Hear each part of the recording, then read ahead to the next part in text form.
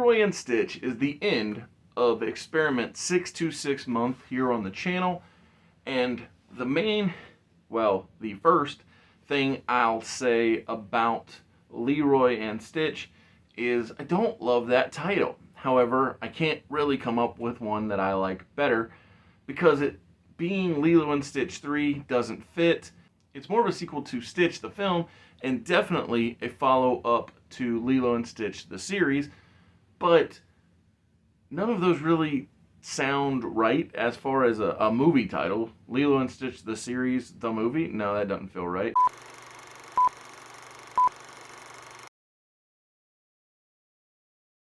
Stitch the film 2, you will have had to have watched Lilo and Stitch the series, doesn't sound like a good movie title either.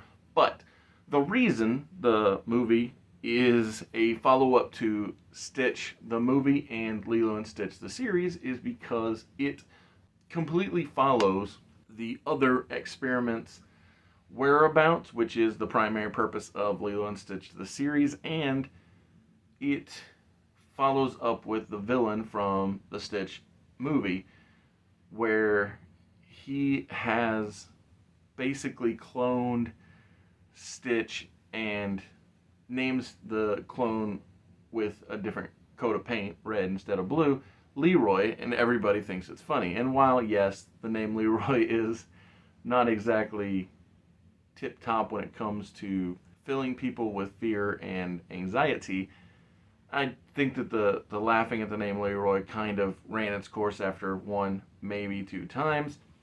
And the thing about this movie is it's totally fine. If you liked the Stitch movie and if you watched Lilo and Stitch the series, then maybe you'd have stronger positive feelings for the film. But because I thought that the Stitch movie was the weakest of the films, and I don't really find Lilo and Stitch the series as necessary as this movie does, then I just gave it a fine 3 out of 5 stars.